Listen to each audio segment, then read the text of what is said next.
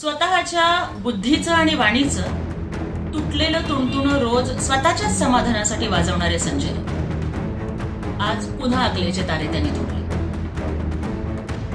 महाराष्ट्रात गुंडाराज चालू आहे, इकडे गुंडगिरी वाढली, अशा पद्धतीची विधानं कोण करताय?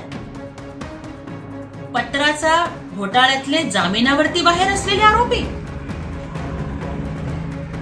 गुंडाराज बद्दल एखाद्या जामिनावरती तब्येतीचं कारण सांगून सुटलेल्या आरोपींनी बोलणं याच्यापेक्षा मोठा दैवदुर्विलास कोणता?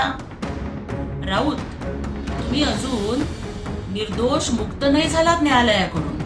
तुम्हाला फक्त जामिनावरती बाहेर सोडलंय. आणि तुम्ही काय कुठला सत्याग्रह करून किंवा कुठल्या स्वातंत्र्य संग्रामातल्या आंदोलनामध्ये तुम्ही तुरुंगात गेला नव्हता, तर मराठी माणसांच्या डोक्यावरचं हक्काचं छप्पर हिसकावून घेऊन हजारो कोटींचा घोटाळा करून तुम्ही पत्राचाळीच्या घोटाळ्यात 100 दिवस तुरुंगात होतात. तुम्हाला गुंडगिरीवरती बोलण्याचा नैतिक अधिकार आहे?